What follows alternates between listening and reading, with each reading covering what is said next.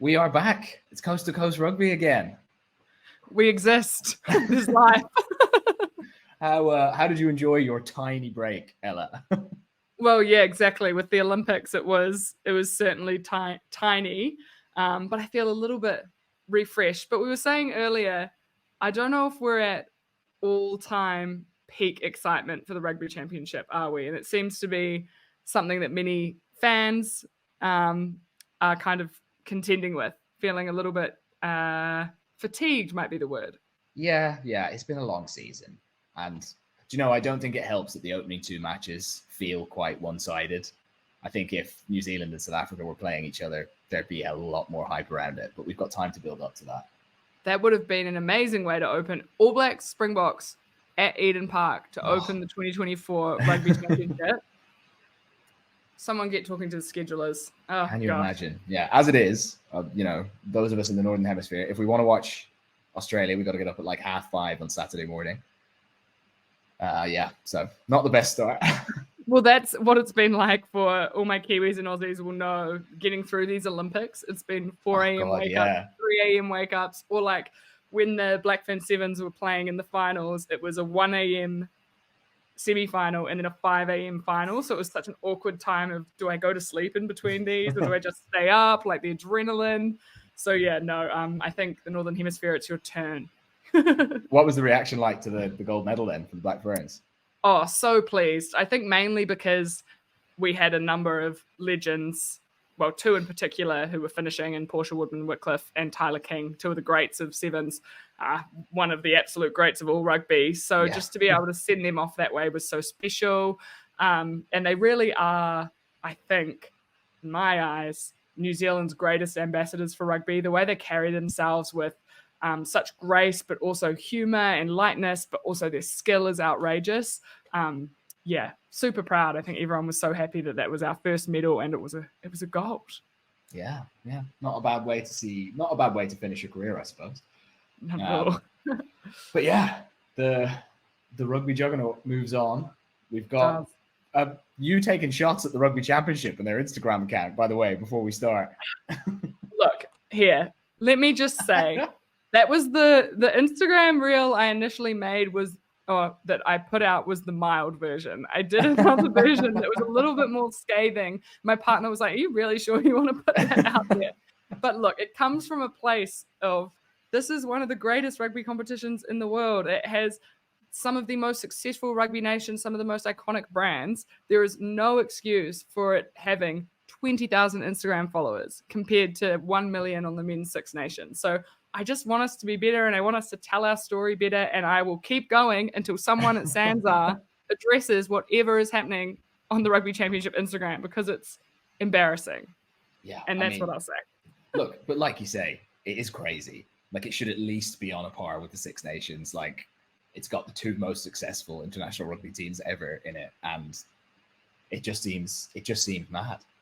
It's like an afterthought. And I'm I couldn't even tell you who runs it, like I know, I think like it's probably some SANZAAR admin who's just got chucked this job and trying to make it work. So I have some sympathy for that, but that shouldn't be the case at all. Someone should have a dedicated role to do that. There are plenty of people who do the super teams who will be off contract for the off season. Get them in, get some consistent branding, messaging, and actually be posting. Like, I just posted a video because there hasn't been anything today. And the competition starts in like 3 days. I'm losing my mind here, Andy. I'm losing my mind. Like, how are they not doing countdowns or highlights or like something? Like, you should be building. The Six Nations, I feel like the run-up to the Six Nations starts like 6 weeks before the tournament. You start to see stuff floating around. And they're posting even now, even though the competition's not on, celebrating their players, spotlighting their players. So, it just seems really wild to me. And I just want so much better. because maybe this is why we're feeling a little bit of that fatigue, because where actually is the hype? Unless you're sitting there reading articles all day, that's kind of all you've got at the moment. There was a really great video that a fan page, Feed the Backs, posted today of Sean Fitzpatrick lifting up the old 1996 Tri-Nations trophy, which was this mammoth thing. It was such a cool clip. That's the sort of stuff that SANZAAR should be posting on their Instagram. So, just a call, a plea. Please do better. Please. Well, perhaps Sansar were distracted by the rule changes that they're putting in for the tournament. I'm so interested to hear a New Zealand perspective, because the perspective outside New Zealand is definitely that this law change is for them.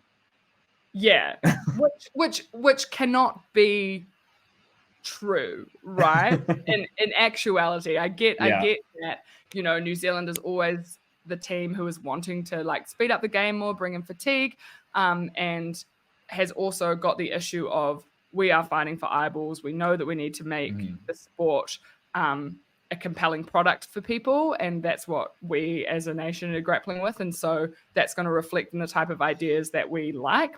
But these law changes aren't just agreed to by New Zealand. They are agreed to by South Africa, Australia, and Argentina. And then also when you get further up into World Rugby, they're agreed to by a large portion of the rugby community. I will say that there are issues with how the votes are distributed at World Rugby. Well, yeah. But in actuality, I don't think it's just New Zealand pushing for these changes. I'll be very interested to see how they play out. They've got to be trialed, you know, at some point. They can't just bring it in without trialing it. So I guess this is what we do. I do think there is got to be a ceiling at which point we stop tinkering and just kind of have a season with no law changes. That would be great, especially because we're having to contend with it for multiple different competitions. That must be confusing for players. And when we spoke to Ben O'Keefe, we were talking about how do you keep that straight, even as a referee, right? So you get the feeling that fans are maybe tiring of the law changes, but you know that as soon as we don't have a law change, then there'll be calls for a law change. So I'm not sure. True. I'm glad I'm not the one responsible for making those decisions. I don't know. How did the 20-minute red card go in Super? Fine, I think. In my eyes, it went fine. I think the issue, and we've seen, right, is that there's a whole host of potentially dangerous acts that can contribute to head knocks, right? And it's not all on tackle height. Sometimes even tackle height, tackling lower can be something that causes a head knock. You saw what happened with Craig Casey and RG Snyman in the South Africa-Ireland test. It's not all just tackle height. And so if we are looking to reduce the impact of head knocks and create a safer game, we are going to see more cards. That's just how that's going to get coached out of the game. And so are the rugby public willing to sit with the fact that if we have more cards to coach out this dangerous play, there's going to be, you know, at some points maybe teams playing with 12 players for the whole game? Or if we have a 20-minute red card, does that allow for fans to still enjoy the game? I don't know the balance, because obviously CTE, head knocks, should it be a hard line? That's also a question. But it's certainly an interesting debate. I look forward to, I'm sure we will have a resolution at some point. Someone eventually probably just needs to draw a line in the sand. And I guess maybe after this rugby championship, we'll have a much clearer idea. I'm hoping. Yeah. Well, I mean, it'll definitely get it in front of the biggest possible audience, right? You know, I like Nigel Owens talked about the 20-minute red card months ago when they were still talking about trialing it. And he was like, why? And I support this view. Why are we inventing a new type of card when all we need to do is just look at what we're sending people off for? Like, why don't we go back and revisit the framework? But I guess, as you say, because of the implications on head knocks and stuff, they probably are a bit loath to do that and might look like a step backwards. But either way, you know, I'm open to being convinced. I guess we see how it goes in the tournament. I think that's a pretty reasonable view to have, right? Is like, we'll trial it, we'll see how it goes, and then we'll have, more information to hopefully have a better idea. I do think that a lot of people who are very alarmist about the red card and, you know, saying all these inflammatory things about it being policed differently and things, maybe haven't engaged properly or in good faith with the actual intention and reasons behind that being put in place. But who knows? I can't speak to the actual merit of it happening. But let's see how it plays out, and hopefully we have an answer of some description. But as we learned we never get the answers we want, do we, in the sport? Even from results, we never get who's the number one team in the world. Don't know. Well, speaking of the number one team in the world, perfect. They start off. You were telling me. You told me a great stat. They start off visiting a bit of a graveyard for them. Yes, it is Suncorp Stadium in Brisbane. where the Springboks have not won, from my research, since 2013. And they've won one match in the last 6, which dates back to like 2011, 2010. So they haven't played there every year, but when they have played there, it's been a challenge for them. And I think it has been addressed a little bit in the media this week, hasn't it? Yeah, we've heard a lot about it. It seems so strange because I guess that time period covers the time where South Africa really weren't at their level at all. And it covers much happier times for Australia. But I mean, with the gap where it is now, surely they're not going to lose this game, the Springboks. Yeah, it seems like they're taking it seriously as well. You know, sometimes you worry about teams and it being a bit of a banana peel. It doesn't feel like the Springboks are going to slip on this Australian team. Yeah, they've named what I would say is a really, really strong team. Yeah. With a couple of surprises, but not like shocks, right? So we talk about Sasha Feinberg and Ngomazulu. He's starting at 10. That's his first test start against the Australians at home. That's pretty cool. Kind of a lot of pressure on him in the sense that there's a lot of expectation, but also not that much pressure because people just seem convinced of his quality already. You know, like I don't think he has anything to prove. I think everybody knows how good he is. He's shown a super wide array of skills. That ability to kick from so far out is going to be a huge bonus no matter what. I mean, God, spare a thought for Manny Libbok. Like, what a difference a year makes for him. Gosh, yeah, it's been tough. You just get leapfrogged. And we haven't even seen Masuku. Have I got his name right? Yeah. After all the excitement. Yeah.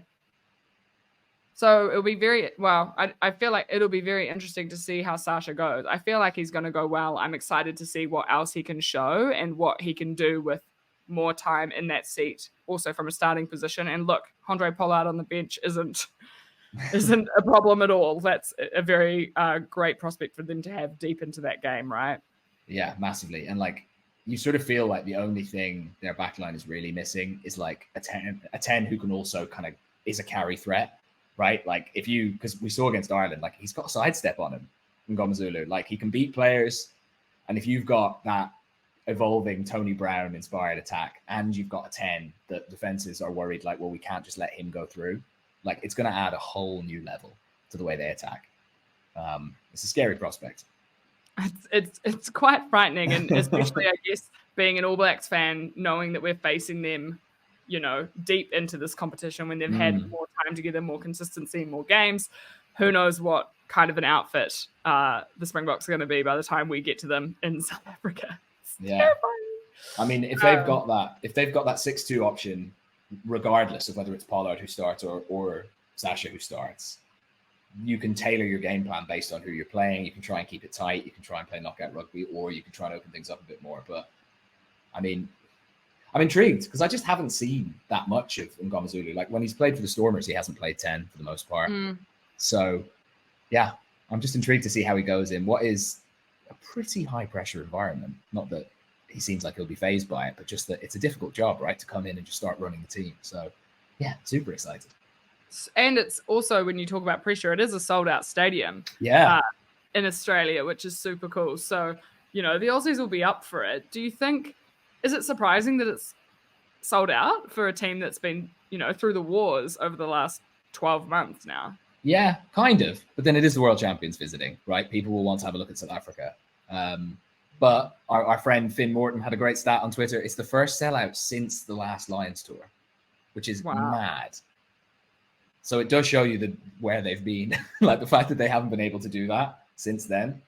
But it's sort of, you're kind of hoping for a story because of that, right? Because like South Africa rugby is in a very healthy place. Like they don't need to go and win this game. But for Australia, if they got a win, this would be such a famous win. Oh, it would be an absolute lightning rod, wouldn't it? Yeah, it would be I have to say, looking at the team sheets, I don't see it. But, you know, I mean, I'm at least hoping for a competitive game. Like, I think if Australia put up a good showing and run them reasonably close, that's a massive win for them. Like, South Africa just won the World Cup. Australia went out in the pools. Yeah. Like, you know, you can't fix that overnight. That wasn't meant to be disrespectful to Australia. No. That's saying, like, where they are in their journey, I think they'd take that. Yeah. I just think it's funny that you know, when we've been talking about, even the teams when we were talking about Wales, right? We were saying, well, if they give them a good run for their money, they'll be happy. But yeah, no, I agree. And, they've had some setbacks this week, haven't they, the Australians? Fraser McWright out is a real blow. Yeah, they'll miss him. They'll miss him, but they've brought in a debutante, yes, Califano, who is an absolute force from the force in Super Rugby. He's the most successful tackler in Super Rugby this year, I think also potentially last year.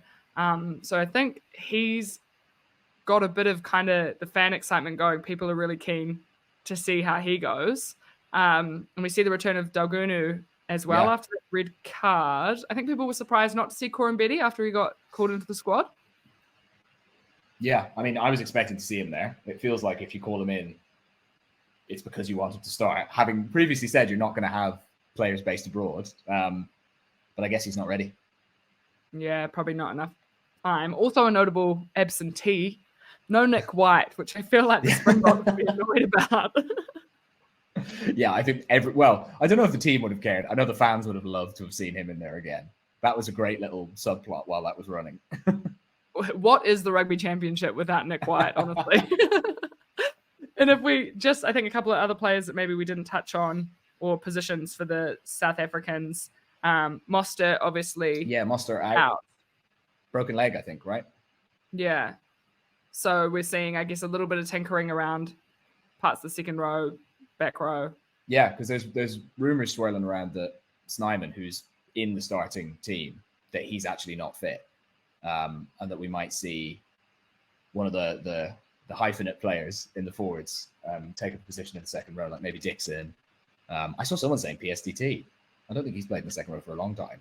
But yeah, it'll be interesting to see what they try and do. Because the thing is, like, they're not shy of just doing stuff like that. They're not shy of just giving people a chance or trusting someone like Peter Steff to go and play a different role. So it will be interesting.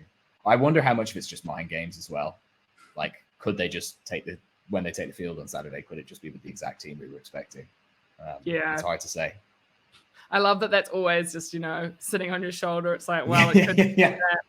Also, I would have liked to have seen Grant Williams start, I think. But I thought he would. The plan. Yeah, I thought he would. I was surprised. The only thing I thought is maybe it's just because Sasha hasn't played that many games. And so maybe, like, Reinach's played so many. Yeah, so experienced. And he is class as well. Like, he definitely gets underrated. So, yeah, maybe just thought, like, a steady hand to kind of help him through. But I thought we'd see Williams too. Because, like, against Ireland, in both games, when he came on, South Africa improved a lot. His kicking was so good from 9.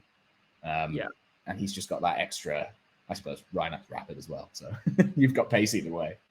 Yeah. I mean, and that was especially on the back of a Faf de Klerk performance that maybe wasn't so great. And you felt like you were almost seeing like a passing of the baton in a way of an aging Faf who maybe won't be there in time for the World, like, by the time that World Cup rolls around, and then Grant Williams coming on and kind of just straightening everything out, pushing them towards a great attacking performance. So, yeah. It did feel that way. Yeah. Yeah. Do we dare try and make a prediction? Yes. Okay. I think so. I think South Africa relatively comfortably. Like, more than 5, but less than 10, maybe. Wow. Although I say that, like, I think part of me just wants Australia to do well. Like, I think my heart is clouding my head a little bit. South Africa looks so much better man for man. Australia barely beat Wales. Barely. Wales are not in a great place at the moment, and South Africa are back-to-back world champions. So, yeah, maybe it's going to be more than that. Maybe it'll be like 15. Well, I guess the South Africans are also coming off a loss when we think about it. So which is like the worst possible time to play them. Yeah. They're ready to make someone pay for that. So, yeah, head is South Africa 13 plus for me. Yeah. But, like, would I love a Wallabies win? Oh, yeah. Oh, yeah. Yeah. Yeah, I'm with you there. Okay. We'll take that into the weekend, shall we? Yeah.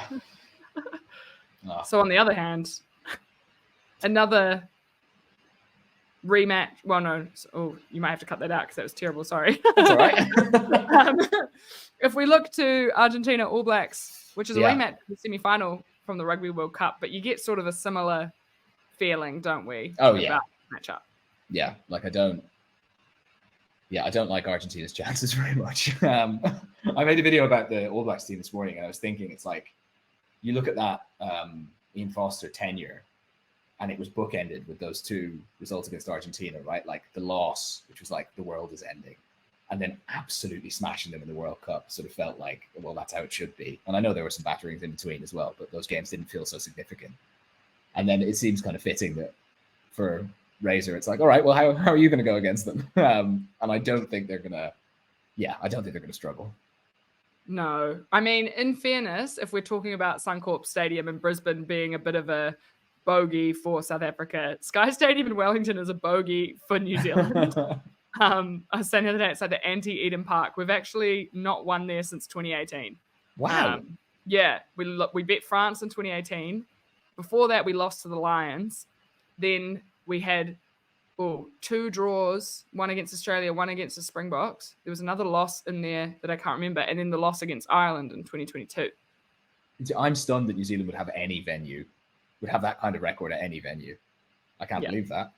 Yeah. So I think there's been a bit of chat as well in the New Zealand media circles, like, talking about, well, what do you do about the Wellington curse? So that'll be big. And I think it will be a send-off for, I don't know if you saw the news today that this week, that TJ Perenara has signed in Japan. So he'll be leaving New Zealand Rugby at the end of this week. Yeah. So this will be his last home test for the All Blacks, which will be pretty special. So he'll be fired up as usual, I imagine. I'm surprised that they're starting him if that's the case. I guess, you've got an asset like him, you're going to use him while you can. Yeah, and I guess the other two are very young and fresh until Roygaard comes back. So, he is expected back in during this tournament, right, Roygaard? Or no, not this tournament. I think Japan in October. Okay. Yeah. From what I understand from he has like a little Instagram channel thing where he's documenting his recovery. He's running. Okay. But yeah, October is what I've heard. But also a big name returning from injury, Will Jordan. Yes. Back on the bench, but still back. Still back. And we're seeing him, I guess, as, fullback, right? It's pretty clear from Razor, this man's his fullback with maybe potential to cover wing if need be off the bench. Yeah. Well, you've just got so many good players in those positions. Like, I don't know how you balance that out. And especially with Bowden having played so well in the 2 games against England. He played against Fiji too, didn't he? Yeah, started. Like that's going to be some battle for the jersey. Huge. I'm firmly in camp. Bodie is off the bench is where he's best. Yeah. Impact player against fatigued teams with freakish skill. But I recognize why we have what we have because Will Jordan has played all of 40 minutes in the NPC last weekend, and that's it. So we shall see how it makes evolves. sense though, because if you not that I think this is what will happen against Argentina, but in general, if you want to potentially be chasing the game in the last 20 minutes and you want all of your best players on the field, you can always shift Jordan onto the wing and bring on Barrett, and then you've got everything you could possibly need, right? Everything and more. But speaking of wings, covering the wing, much of the discourse has been around Rieko Ioane of late and his place in the centres. Increased competition we're seeing from the likes of Anton Leonard-Brown, who was named to start in this test. Billy Proctor put his hand up against Fiji. And many people now saying, well, why don't we move Rieko back to the wing? He's such a good winger. And this week he's playing an impact role off the bench where you could see potentially we're going to see him slot in at wing at some point or at centre. So an interesting prospect, and the first time we've kind of seen some movement around that 13 jersey since Rieko took hold of it. Yeah. It's an interesting one. The coverage he gets in the Northern Hemisphere is just, he doesn't get much criticism, I think, because not a lot of us and not a lot of pundits watch regularly Southern Hemisphere rugby. So everyone just kind of assumes, one of the best 13s out there. So it's always kind of surprising to me when you see the criticism among All Blacks fans, but I guess they see a lot more of him. I remember, because he broke through on that Lions tour, didn't he? As a winger. Yeah, maybe, into the All Black. Well, I remember him on that Lions tour anyway, and I swear I think he scored in every game on that tour probably. And he was just a phenom. So, I mean, if you now take all that extra experience and all the extra time he's had improving and stuff like that, and you put him back on the wing, you've got to think he's going to be right up there with the very best. Yeah. I think from what I understand, he wants to play 13. He grew up playing a lot of 13, but obviously his speed meant that he was a winger. You know, it was easy to bring him in as a winger. And he delivered really well. I think the criticism of him at the moment is around his distribution. I obviously don't play, so I can't talk to that too much, but his distribution is somewhere that maybe he's not as proficient as, say, Billy Proctor or Anton Leonard-Brown at. But obviously he is one of the best defensive 13s in the world, and his speed and his spontaneity, his ability to break the line is what makes him so attractive as an option. There's always potential. So my hope is that this increased competition only improves Rieko Ioane as an athlete. He takes this and he runs with it and he gets better and better, because you're right, he is a bit of a freak. Yeah. And he's a great athlete. And I just want him to be as good as he can be. And I'm hoping this will, light that fire under him. God, who would you drop if you want to move him onto the wing? Like, yeah, it's a tricky one.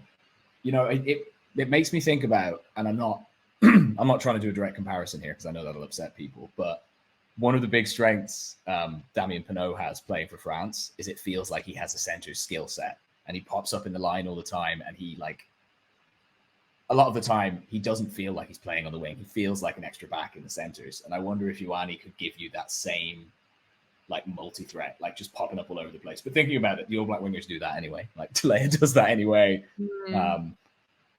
It's for a backline that felt so settled. Now all of a sudden they're like all these extra opportunities and all these options for people. I guess Reece coming back has added to that as well. Bodie, probably not a lot of people thought he'd be super involved after the World Cup, going to Japan and all of that. So yeah, it's a Rubik's Cube for Razor to solve. It is. Yeah, not for us to solve. No, thank goodness. No, thank God. And looking in the forwards, not too much change except for maybe. Oh, actually, what am I talking about? Huge change. Our captain's out. Our captain's out, and then our second most experienced lock, Patrick Tuipulotu, also out with an injury. So we have a very inexperienced second row combination of Tupovai and also Sam Darry, who played his debut against Fiji 2 weeks ago. A lot of people very excited about Darry, though. Yeah, he's a big boy. I think he's like 6'8". Wow. Yeah, big boy. I thought he was impressive in that Fiji game. I really thought he went about his work well. And I know many will say, well, you know, it's a different level of competition and things, but you can't begrudge just generally getting stuck in and work rate and all that. You beat what's in front of you as well. Like, you know, well, it's very easy to sit back in your armchair and be like, oh, but they're not that good of a team. You know, The truth is it's international rugby. It's test rugby. You can still get your pants pulled down by anybody. That's a great line. I think also big. I didn't realize Sam Darry was that big. And then Josh Lord is on the bench, and he's 6'9", I believe. He's massive. Yeah. So, look, in a post-Retallick, post-Whitelock era, you know what? Throwing them in the deep end, I'm kind of down with. Like, let's just get some locks with some caps who we know can get going at international level, and this is step one. You got to start somewhere. Absolutely. Like, in a way, having injuries to your first teamers right at the beginning of a World Cup cycle is it's a bit of a blessing, right? Like, they get some time off. They don't have to play as many games, especially at the end of a World Cup year. And yeah, you get to throw some other lads in and see how they do. Yeah, absolutely. I'm excited to see how they go. They'll be up for it. Oh, yeah. And as we mentioned, we've had a couple of slips against Argentina. They won't want to be starting off the Razor era with another one. No. But I think they're not in a position to lose this game. It really doesn't look that way. Oh, the confidence is scary. I just can never. Oof, I don't know. I've got some demons haunting me from that. Yeah. But I think you're going to exercise those. Like, you look at the Argentina team, and it's not that they don't have really good players, because they do. Like, the back row looks so solid. Like Kramer, Gonzalez, and Matera. That's a brilliant back row. But they're missing Montoya in the front row. The second row, they've got Rubiolo from the World Cup, but they're missing Guido Petty. He's not there. And then you go into the back line, and it's like Bertranu at 9 is a very, very good player. Carreras at 10, also a very good player, but like, is he really a 10? Is he an international class 10? He plays 15 for Gloucester most of the time when he's playing for his club. in the centres, they look very strong. They've got Chocobaras from Toulouse and they've got Lucio Cinti from Saracens.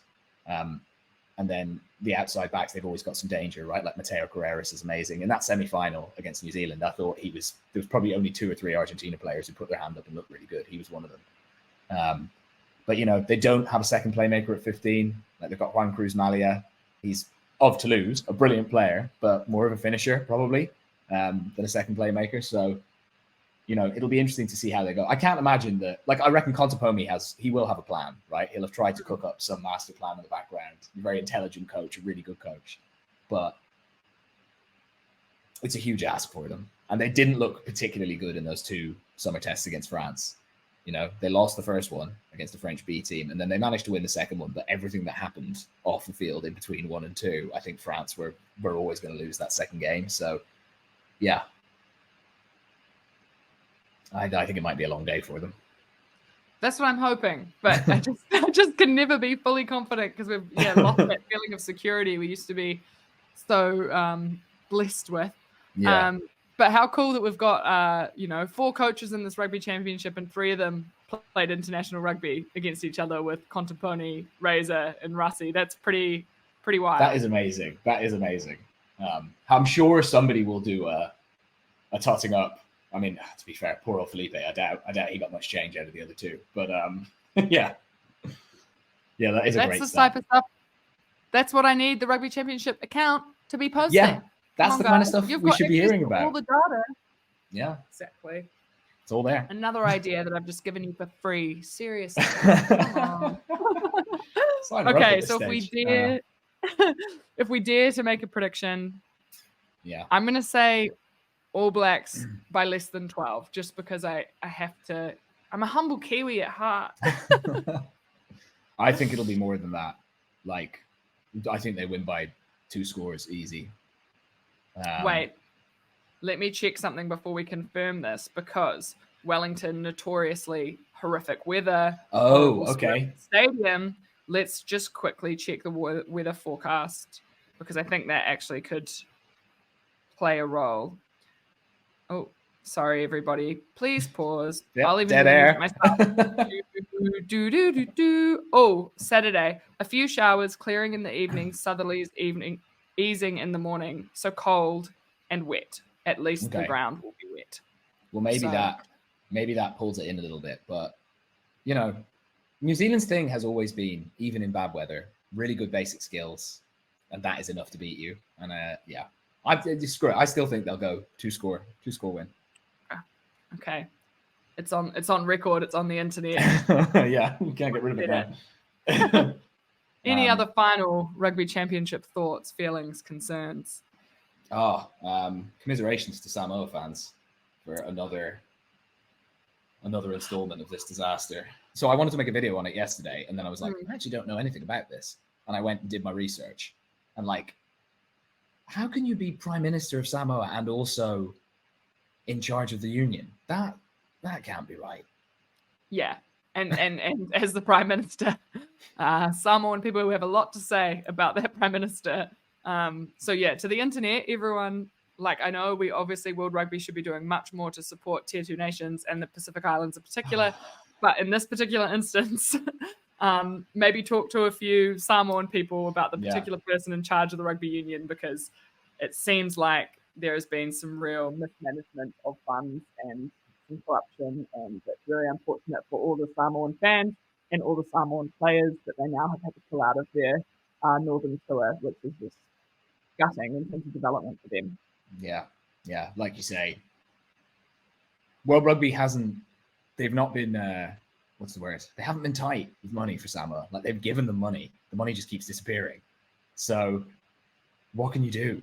You know, like if you're, I mean, I don't know how much you're actually allowed to say about stuff like this, but if you're a sort of corrupt member of a rugby union and you're siphoning off money, World Rugby coming in with bungs is exactly what you want, because it's just going to keep happening. You can keep shaving bits off the side of it, and then, you know, the people who really suffer are the players and the fans and the people who are actually invested in rugby in the country. It's more complicated than it seems, and just really sad.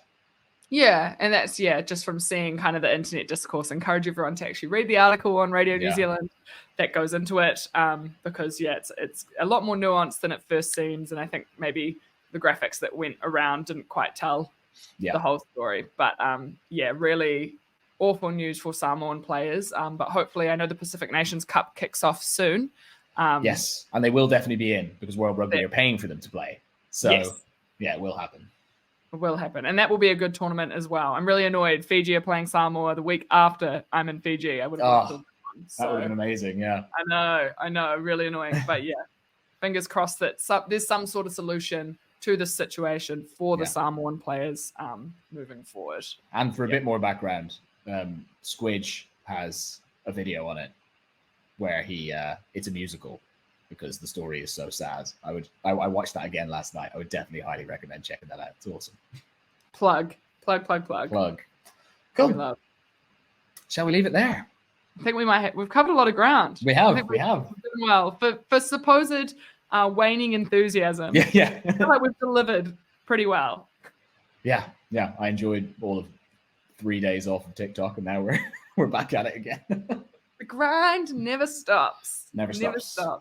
All right. Well, do you want to do the CTA? I talked over you. Sorry. No, that's okay. Thank you everyone for watching.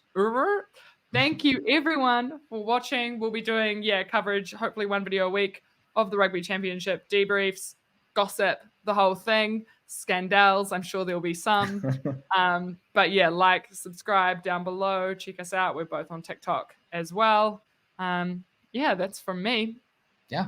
Let us know what you think ahead of the opening weekend in the comments. Looking forward to a long, exciting Rugby Championship. All right.